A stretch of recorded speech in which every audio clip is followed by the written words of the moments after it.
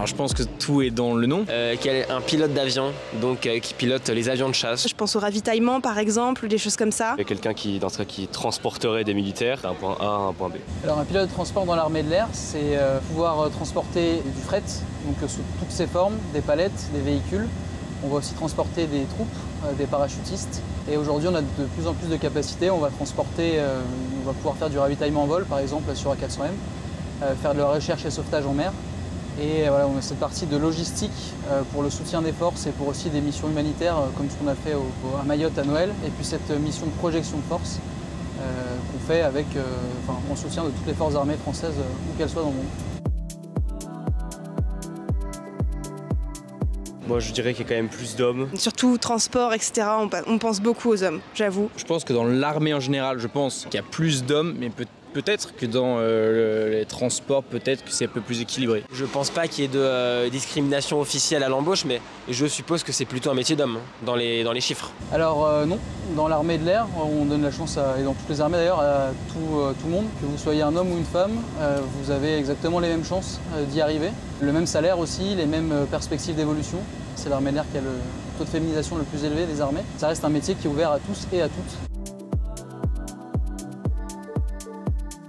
Pour moi, dans plein de secteurs de l'armée, les salaires sont les mêmes. Donc j'imagine qu'un pilote de transport de l'armée gagne le même salaire qu'un militaire classique, quoi. Je suppose que c'est un métier relativement bien payé. Alors je dis pas qu'ils sont tous millionnaires, mais... Peut-être par mission, ils sont payés par transport, comme les transporteurs de bouffe de camions, comme ça.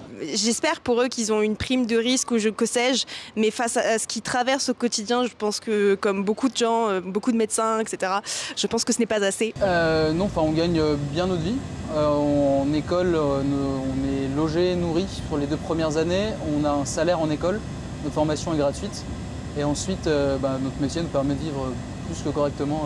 Il y a une contrepartie à piloter cette machine et à partir en mission, c'est que, surtout dans l'aviation de transport, on va avoir cette partie, on va devoir s'adapter constamment. Enfin, ce côté-là qui fait qu'on va devoir partir n'importe où, n'importe quand. Ça implique dans notre cercle familial, amical, etc. Il faut avoir un certain équilibre à la maison pour être bien au travail. Est-ce que vous avez des missions en particulier qui vous ont marqué? C'est à Noël là qu'on est parti à Mayotte pour la mission humanitaire. On voyait depuis la métropole toutes ces images là de maisons totalement détruites et d'arbres couchés. Et c'est quand on est arrivé là-bas qu'on a pris vraiment la mesure de ce qu'on faisait.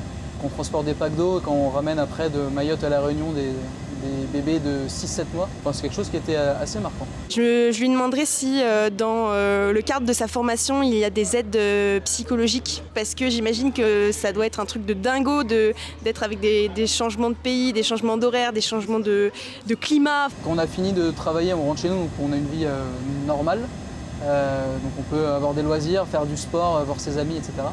Et ensuite, on a aussi dans notre rythme de vol, quand on part en mission, on a quand même des jours de repos après nos missions pour nous permettre de reposer, de se reposer. Et puis dans l'armée de l'air, on a 45 jours de vacances, de permission, donc 9 semaines. Ce qui fait qu'on a le temps vraiment de couper, de se régénérer et ensuite de revenir au travail, être prêt à travailler. Il faut être bien dans sa tête et puis même bien dans le corps quand on fait des missions assez longues. Contrairement aux pilotes de chasse, on ne va pas subir du facteur de charge sur nos corps, mais on va pouvoir faire des missions de plusieurs jours, voire plusieurs semaines.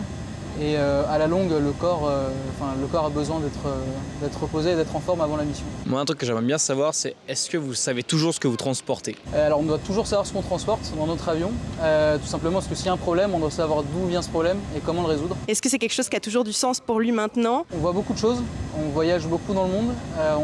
Dès qu'il se passe quelque chose de l'actualité, on sait qu'on va y être impliqué de près ou de loin. Ça a permis de connaître aussi pas mal de personnes, notamment de ma promotion avec qui pendant 4-5 ans on était tous les jours ensemble, donc ça tisse beaucoup de liens.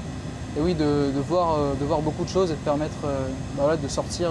Enfin, pour ma part, j'ai pu poser l'avion sur les 5 continents, donc c'est quelque chose que j'aurais jamais fait avant. Donc ça change un peu, ça change pas mal de choses. J'aimerais lui demander ce qu'il a à dire de son métier.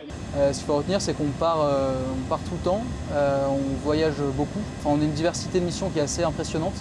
Donc ça c'est assez intéressant, on a cet esprit d'équipe qui est encore plus exacerbé chez nous, parce qu'on pilote, on a 2 pilotes avec un loadmaster, avec des fois des infirmières quand on doit transporter des blessés, donc c'est vraiment une grande communauté. Donc notre métier est un peu méconnu de pilote de transport, mais c'est vraiment une spécialité qui est intéressante et qui vaut le détour.